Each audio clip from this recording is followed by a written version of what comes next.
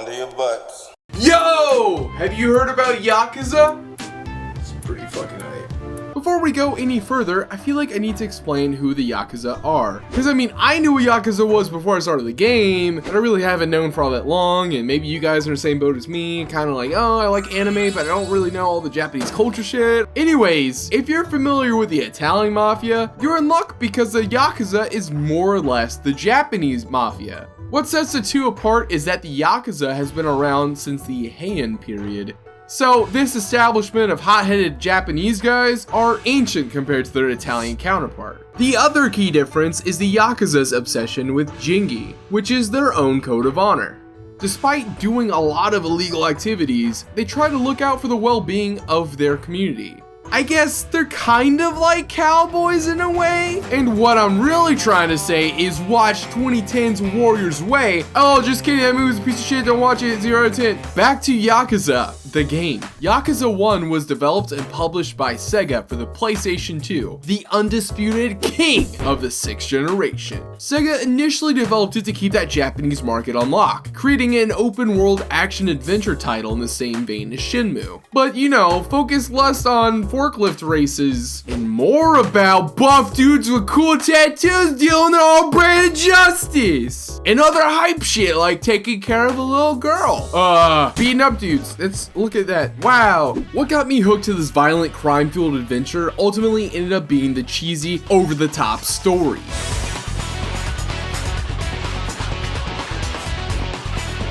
You play as Kazuma, a rising star in the Tojo clan. And a fucking beef castle! Look at that man, I bet he could rip like 5 phone books in half! That's a lot of phone books! Right from the start, we see Kazuma exemplify what it means to be a Yakuza by collecting money from some stupid nerd. Look kiddos, this is a perfect example why you don't go borrowing money from a beefcake bad boy. You will get your shit pushed in. After finishing the job, Kazuma meets up with his childhood friends, Yumi and Nishiki, to celebrate Kazuma's bright and probably super fucking rich future. Unfortunately, things take a dark turn while Kazuma meets with his boss. Yumi is suddenly abducted, and Nishiki starts trailing her captors. When Kazuma finally meets up with his friends, he walks into a brutal crime scene. Nishiki already shot down the Yakuza boss man, Dojima, because he was getting real jiggy with Yumi. And nobody gets jiggy except for Will! Right in that moment, Kazuma reveals what a true bro he is and tells Nishiki to leave with Yumi. Kazuma will take the fall for the crime. Our hero then spends 10 long years in jail for a crime he didn't commit. When Kazuma's finally released, he is dropped right back into the thick of Yakuza drama. Someone has stolen 10 billion yen and Yumi has gone missing. Are these two events connected? Will the Yakuza take Kazuma back? Will Kazuma adopt his cute puppy? Yes, obviously. Yo, this was all within the first hour of the game. This feels like a 90s action crime movie, and just when I thought I was through, they pull me back in. The plot really shines here, and I think it has something to do with Sega bringing on the novelist Hase Sesshu 2 years before the game development even started. Imagine if Sega put that much thought into Sonic. Oh, never mind. I think it's worth mentioning that this game is overly dramatic, like borderline Mexican soap opera, but nowhere near JoJo. But man, the drama is just great in Yakuza. It adds a lot to the tension and allows the English voice acting to really pop off. You all want to kill him so bad. You won't mind coming through me first. I'm not sure if Yakuza plays to my love of campy action movies or not, but there's a great cinematic quality to every cutscene and set piece that I cannot get enough of. Yo, the setting in Yakuza though? Freaking awesome! The game takes place in the fictional city of Kamurocho, which is a recreation of the Kabukicho district in Tokyo. I haven't visited Tokyo, let alone Japan before, so I might be a little bit wrong when I say Sega put in the work to build an authentic Japanese locale. It's impressive how much detail was poured into Kamurocho, from the buildings, the lights, to even the NPCs. I typically don't care much for the location in an open world game because you're always moving to different locations and don't have time to take it all in. Kamurocho is a fairly small area, and I think that's why I grew to love it. Oddly enough, movement added to the experience as well. Yakuza limits the player by only allowing you to walk or run around town, or take a taxi to fast travel if you're willing to spend some cash. Having no means to go faster than a run in a fairly small area feels very intimate. Kinda like when you're moving to a small town as a kid. Sure, there's a map you can use, but by the end of the game, you'll have the location of most of the stores, bars, and key areas memorized. Additionally, the sound design of Kamurocho is incredible. While walking around, you only hear the sounds of a bustling city. People talking, walking, and cars and shit. It's also super cool that Sega put in a lot of effort into recreating landmarks and structures found in Tokyo, like ramen houses, batting cage, phone booths, and even a Sega arcade. And no, there's no Big the Cat, Big Bass, Blast Fishing, Cross Froggy, and Knuckles inside.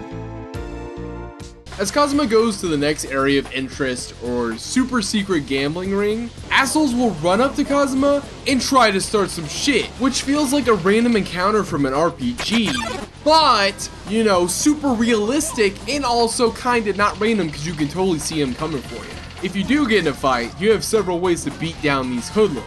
There's standard light and heavy attacks, or Kazuma can even pick them up and show them who's boss. On the defensive side, Kazuma can block and dodge attacks, all of which sounds fairly basic, but what sets itself apart is the heat mechanic. As Kazuma does better in a fight, he gains heat, seen in this bar here. As your heat gauge increases, a blue fiery aura erupts around Kazuma, just like in your favorite anime, Dragon Ball Z!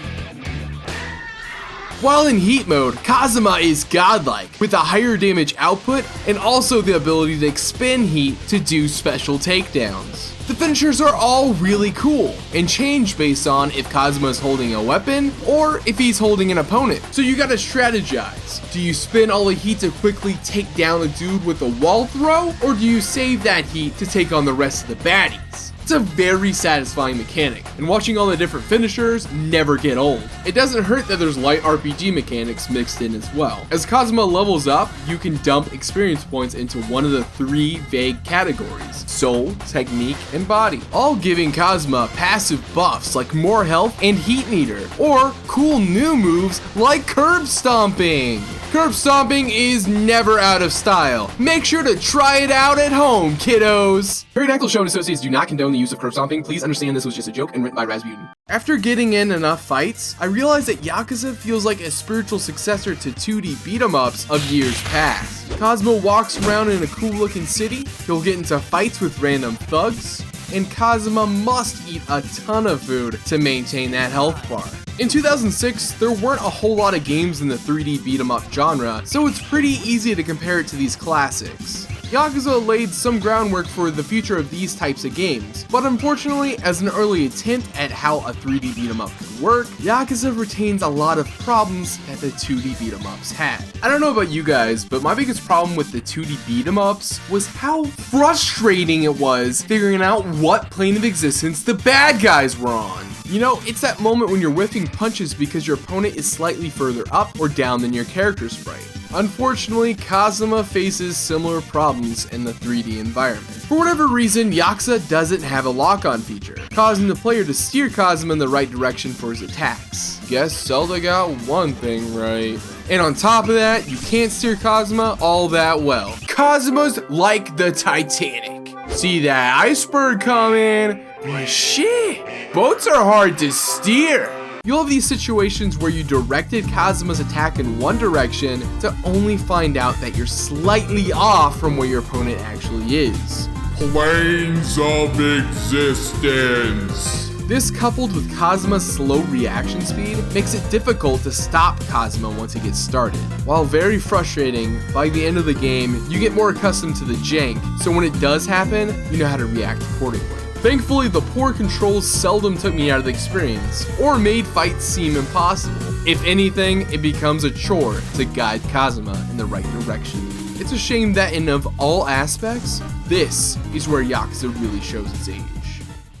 Despite the less than stellar combat, Yakuza does an awesome job of creating memorable set pieces and characters. From Kazuma's karate sensei in Hobo Park, former cop man who has spy cameras all over the place, to Majima the Mad Dog, who is pretty much a Joe Pesci of Yakuza. I love this guy. Dude will happily kill anyone who disrespects him. And he has this weird obsession with being the guy to kill Kazuma. Well, maybe he's more like the anime version of Joe Pesci. Vegeta! Yo, the story missions are pretty great too. Like the one part when Kazuma gets a phone call from his friend and he's all like, yo Kazuma, you gotta come on down to the club and see my girlfriend strip. And when Kazuma shows up, we watch a dude disguised as a stripper with a shotgun. You can't unsee that shit, but you can sure as shit beat it up. The characters in the over-the-top set pieces are just the right amount of stupid and fucking awesome. And the best part is that they only get better as you play the game. You know that feeling when you discover a new band, TV show, or director? You're like, whoa, this shit's awesome. Let me go see if everything they've done for 20 years is actually good. Well, that's exactly how Yakuza felt for me. It may not be the best action game around, but it has so much heart and a great story to tell. I would recommend getting into the series from the ground floor, despite it being kind of pricey. The first two games are both PlayStation 2 titles that you can find on eBay for about $50 each. But you know, if you got a pretty decent computer, I hear there's a thing called PlayStation 2 emulation. I don't know anything about it.